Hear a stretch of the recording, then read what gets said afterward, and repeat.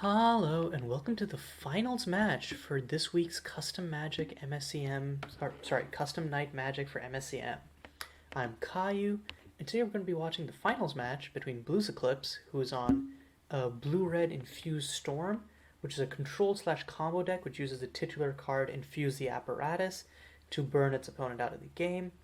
Meanwhile, Cftsoc is playing 5-color Monument, which is essentially a deck which revolves around Monument to the Fallen Man and a bunch of good tempo 2-drops. It also uses Gathering the Gang and +1/+1 counter synergies to tutor up and play as like a toolboxy deck.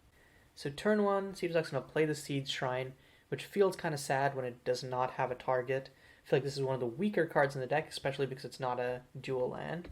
Meanwhile, Blues is going to play a Wheat from Chaff, discarding another Wheat from Chaff and Unleash the Dragon, which is one of the key cards in this deck for the combo kill. I think Blues was definitely hoping to hit a second land there, but still has 2 more cantrips to try with it, and then as soon as Blues hits a second land, Arcane Genesis becomes a great option. And even if Blues is stuck on 1 land for a while, like Scorch plus some cantrips is not a bad interaction suite.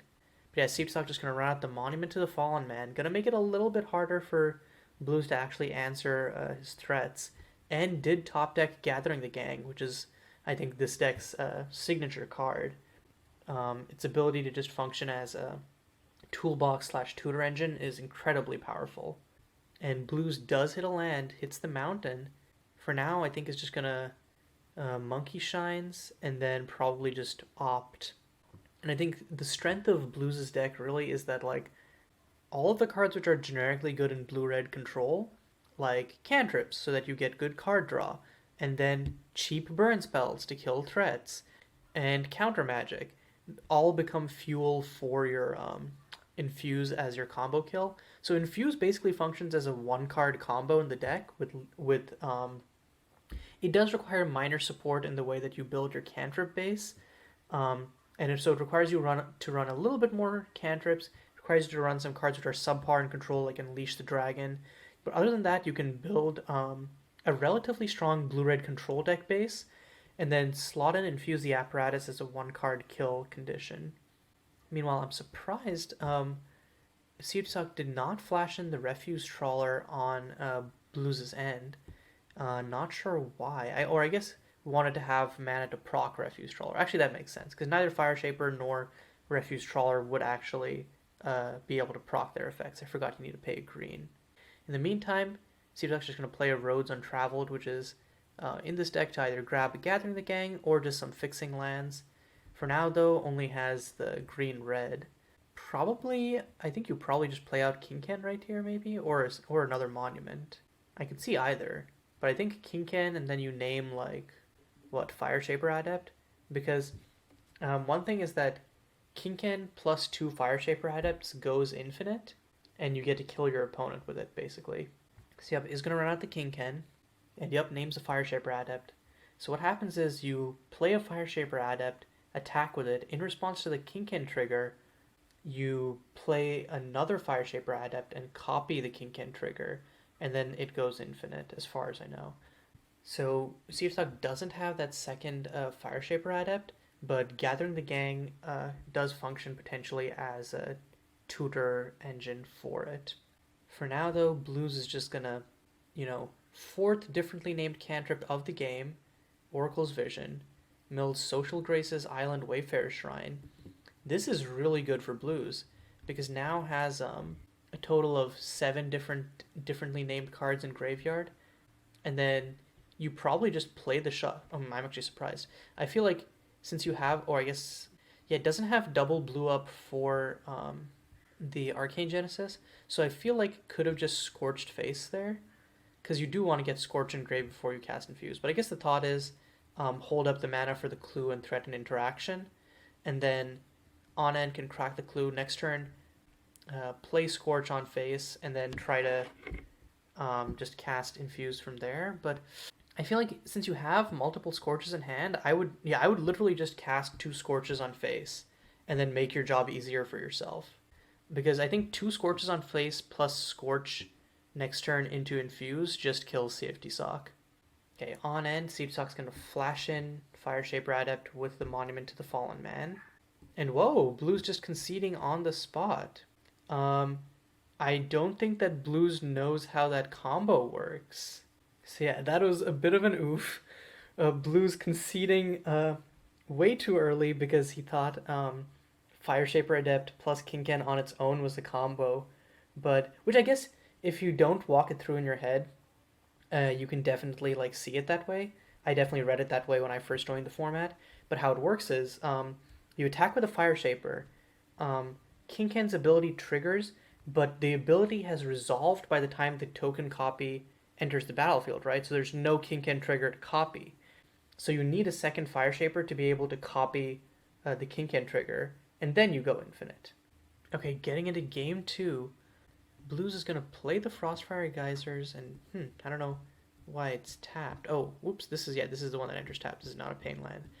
On Cftsoc side of the table, just going to play a Timber Range, Snow-Covered Forest, Mana Ascetic, a good strong start.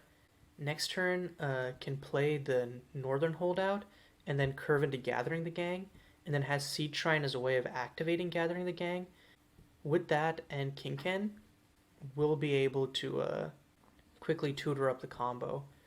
The Moronai Survivalist, I suspect, is more in here for two purposes. One, for the +1/+1 counter synergies, but also if you cast it off of, or put it into play off of Monument, it comes in as a 5/5, so it's good for beats that way. However, without Monument, it's basically just a vanilla 2/2, so it's not super great.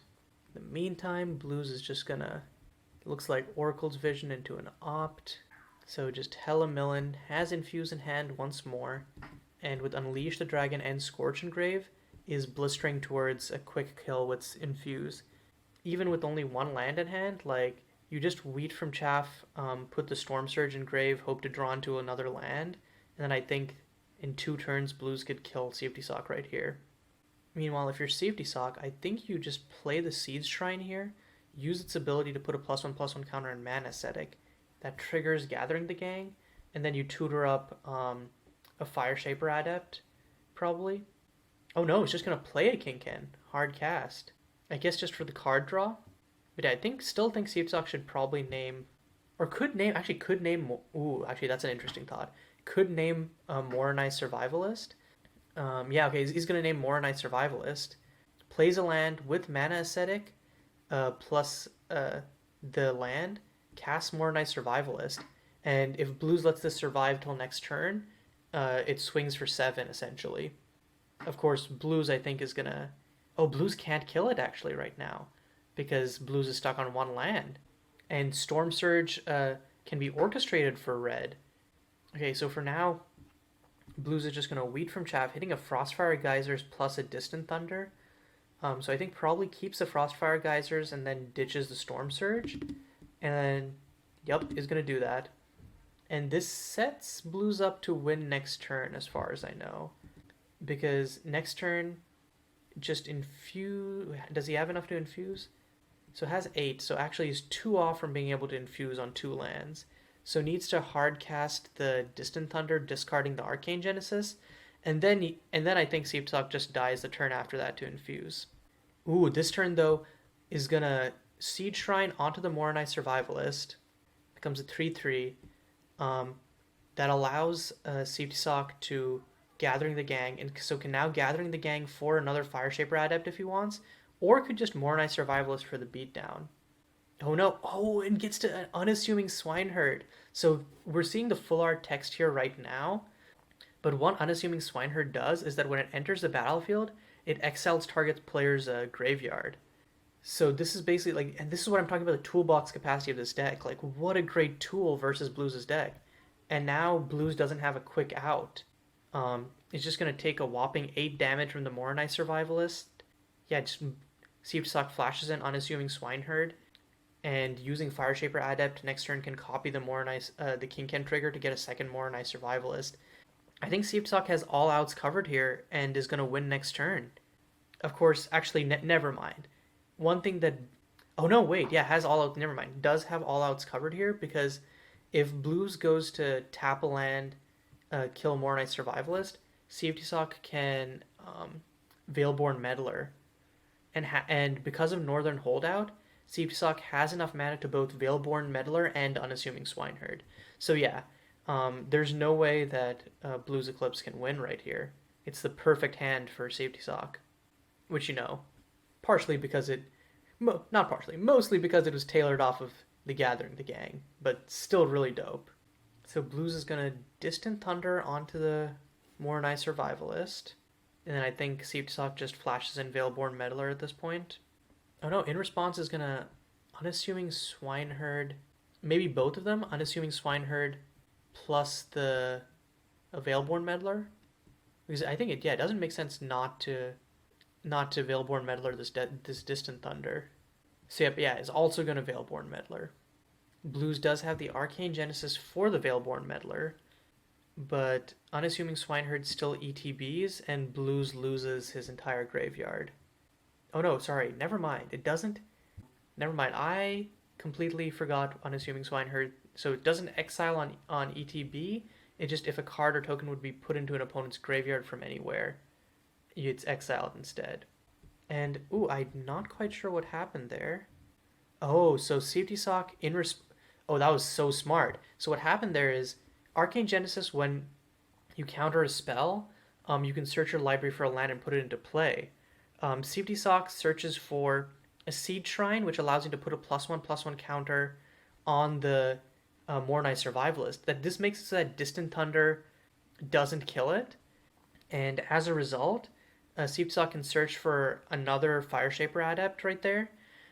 So it basically gives him the ability to either combo off if he gets another Kinkin, which he has a Roads Untraveled in hand, which makes that a lot easier, or even if Blues somehow has like manaless interaction, which this format emphatically does not have, Cftsoc has lethal on board because he swings for 4 with Moronai, swings for with 2 with the Unassuming Swineherd, and then swings for another 5 with the Moronai Survivalist from Kinkin, and then copies the Kinkin trigger with Fireshaper Adept to emphatically kill Blues.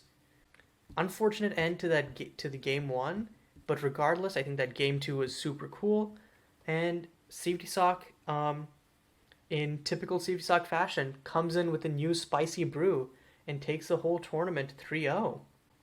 So good games, and thanks to everyone who played and watched this week's MSEM Custom Night Magic. It was super cool to see all of these decks, both new and old, play out. Until next time, which is Thursdays at 6 p.m. Eastern Time, be there or be square. This is Caillou signing out.